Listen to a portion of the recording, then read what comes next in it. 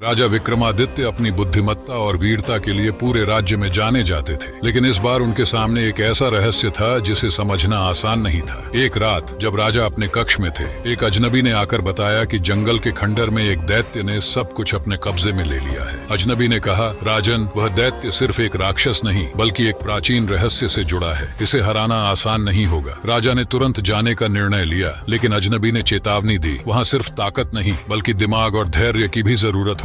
राजा ने अपनी सेना को साथ ले जाने का विचार किया, लेकिन अंत में अकेले ही जंगल में जाने का निश्चय किया। जंगल के रास्ते में हर जगह अजीब आवाजें सुनाई दे रही थी, जैसे कोई उनका पीछा कर रहा हो। अचानक एक बूढ़ा व्यक्ति पेड़ों के बीच से प्रकट हुआ और बोला, राजन, अगर आपने खंडर का गलत दरवाजा चुना तो आप कभी वापस नहीं लौट पाएंगे। राजा ने धन्यवाद दिया, लेकिन बूढ़े की चेतावनी ने उनके मन में शंका पैदा कर दी। जंगल के बीचों बीच वह प्राचीन खंडर खड़ा था, जिसकी दीवारों पर अजीब अजीब चित्र उकेरे हुए थे। जैसे ही राजा ने खंडर के अंदर कदम रखा, दरवाजे अपने आप बंद हो गए और चारों ओर सन्नाटा छा गया। खंडर के अंदर उन्हें एक विशाल कक्ष दिखा, जहां बीच में एक रहस्यमयी मूर्ति रखी थी। जैसे ही राजा ने मूर्ति को छुआ, अचानक दैत्य प्रकट हुआ और जोर से हंसते हुए बोला, तुम्हारी मौत यहीं होगी राजन। दैत्य और राजा के बीच भयंकर युद्ध शुरू हुआ। हर वार के साथ खंडर की दीवारें कांपने लगी। लड़ाई के दौरान राजा को एहसास हुआ कि दैत्य की शक्ति का स्रोत वही मूर्ति है। उन्होंने चालाकी से दैत्य को उलझाया और मूर्ति को तोड़ने की योजना बनाई। जैसे ही राजा ने मूर्ति पर वार किया, दैत्य दर्द से चिल्लाया और कमजोर हो गया। दैत्य ने हार मान ली और राजा से कहा, तुमने मुझे हराया, लेकिन तुमने एक प्राचीन रहस्य खोल दिया है। अब तुम्हारा सामना उससे होगा। राजा ने पूछा, यह रहस्य क्या है? लेकिन दैत्य गायब हो गया। जैसे ही राजा बाहर निकले, खंडर के ऊपर काले बादल छा गए और बूढ़े की आवाज गूंजी,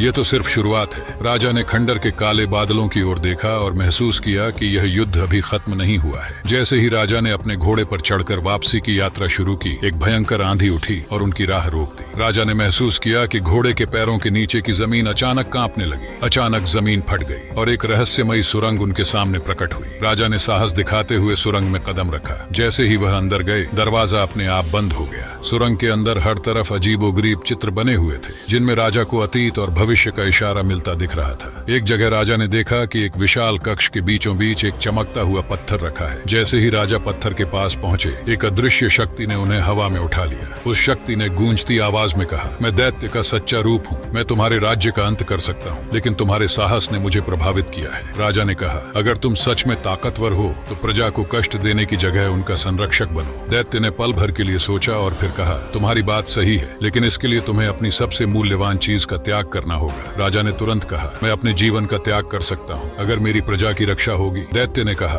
तुम्हारे इस त्याग ने मुझे बदल दिया है। अब मैं तुम्हारे राज्य का रक्षक बनूंगा। राजा सुरंग से बाहर आए तो उन्हें जंगल पहले से अधिक शांत और सुरम्य लगा। उन्होंने देखा कि दैत्य की शक्ति अब एक रक्षक में बदल चुकी थी, जो गांव वालों की रक्षा कर रहा था। राजा ने महसूस किया कि सच्ची ताकत केवल तलवार में नहीं बल्कि निष्ठा और करुणा में होती है। जैसे ही राजा ने सुरंग से बाहर कदम रखा, जंगल में अचानक अजीब सी हलचल शुरू हो गई। उन्होंने देखा कि उनके सामने एक और व्यक्ति खड़ा था, जो बिल्कुल उनके जैसा दिखता था। उस व्यक्ति ने कहा, मैं तुम्हारा दूसरा रूप हूँ। मैं वह हूँ जिसे तुमने हमेशा दबाने की कोशिश की है। राजा हैरान रह गए और पूछा, तुम कौन हो और यहाँ क्यों आए हो? उसने उत्तर दिया, तुमने दैत्य को हराया, लेकिन अब तुम्हें अपने भीतर के अंधकार से लड़ना होगा। राजा ने तलवार उठाई, लेकिन जैसे ही उन्होंने वार किया, वह व्यक्ति गायब हो गया और जोर से हंसने की आवाज गूंजी। अचानक जंगल में पेड़ों के बीच से एक रास्ता खुला, जो एक और प्राचीन खंडर की ओर ले जा रहा था। राजा ने महसूस किया कि यह रास्ता उन्हें एक और बड़े रहस्य की ओर ले जा रहा है। खंडर के दरवाजे पर लिखा था, सत्य की खोज में यहाँ कदम रखना, लेकिन झूठ तुम्हें निगल जाएगा। जैसे ही राजा ने खंडर में प्रवेश किया, एक अजीब सी शक्ति ने उन्हें रोकने की कोशिश की। खंडर के अंदर चारों तरफ आईनों की दीवारें थीं और हर आईने में राजा की एक अलग छवि दिखाई दे रही थी। एक आईने से आवाज आई, तुम्हारे हर फैसले का एक परिणाम होता है, क्या तुम अपने फैसलों का सामना कर सकते हो? राजा ने उस आईने को छुआ और अचानक उन्हें ऐसा लगा कि वह किसी दूसरी दुनिया में खींच गए हैं। अब राजा एक ऐसे कक्ष में थे जहाँ समय और स्थान का कोई अस्तित्व नहीं था। एक रहस्यमयी आवाज गूंजी, तुमने बाहरी दैत्य को हराया, लेकिन क्या तुम अपने भीतर के दैत्य को हरा पाओगे? राजा ने आत्मविश्वास से कहा, अगर मेरी अंतरात्मा शुद्ध है तो कोई दैत्य मुझे हरा नहीं सकता। अचानक वह आवाज तेज हंसी में बदल गई और राजा को उनके जीवन के हर पाप को दिखाने लगी। राजा ने अपनी गलती मानते हुए कहा, मैं इंसान हूँ, गलतियां करता हूँ, लेकिन मैं सुधारने का प्रयास करता हूँ। वह शक्ति शांत हो गई और बोली, तुम्हारा साहस और ईमानदारी ही तुम्हें विजयी बनाएगी। अब तुम्हें सच्चा राजा कहा जा सकता है। राजा वापस अपनी दुनिया में लौटे और जंगल पूरी तरह शांत हो चुका था। जैसे ही राजा ने खंडर से बाहर कदम रखा, उनके सामने वही दैत्य खड़ा था, लेकिन अब उसकी आंखों में रोशनी और चेहरे पर शांत भाव थे। दैत्य ने कहा, तुमने अपने भीतर और बाहर दोनों दैत्यों को हराया, अब तुम्हें एक और चुनौती का सामना करना होगा। राजा ने पूछा, अब कौन सी चुनौती? क्या यह अंत नहीं है? दैत्य ने मुस्कुराते हुए कहा, यह केवल शुरुआत है। तुम्हारे राज्य के दक्षिण में एक और खतरा मंडरा रहा है, वहाँ समय खुद थम चुका है। राजा ने घोड़े पर सवार होकर उस दिशा में यात्रा शुरू की जहाँ अजीब सी ऊर्जा महसूस हो रही थी। जैसे ही वह उस स्थान पर पहुँचे,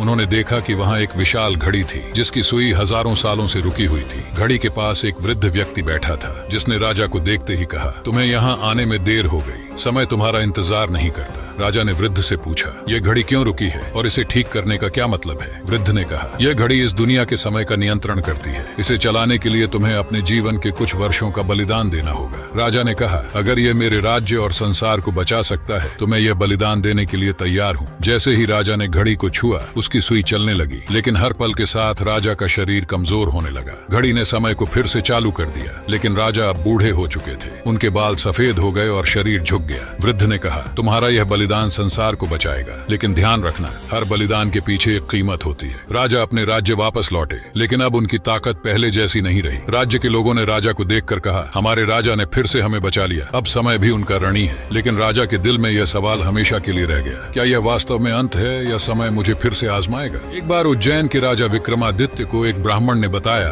कि उनके गांव में एक खतरनाक डायन लोगों की बलि ले रही है। राजा ने तुरंत गांव जाकर डायन का अंत करने का निश्चय किया। रात को राजा पीपल के पेड़ के पास पहुंचे जहां डायन रहती थी। अचानक हवा में एक डरावनी आकृति प्रकट हुई। डायन ने राजा का मजाक उड़ाते हुए कहा, तुम मुझे नहीं हरा सकते राजा। लेकिन विक्रमादित्य ने देवी माँ के मंत्रों का जाप करते हुए अपनी तलवार उठाई। डायन ने अपनी जादुई शक्तियों से तूफान खड़ा कर दिया, लेकिन राजा ने बिना डरे उसे चुनौती दी। आखिरकार देवी माँ के आशीर्वाद से विक्रमादित्य ने अपनी तलवार से डायन का अंत कर दिया। वह राख में बदल गई और गांव के लोग खुशी से झूम उठे। दोस्तों, अगर आपको ये कहानी पसंद आई हो तो हमारे वीडियो को लाइक और चैनल को सब्सक्राइब जरूर करना ताकि आने वाली नई वीडियो आप तक पहुंच सके। तो दोस्तों, मिलते हैं नेक्स्ट वीडियो में।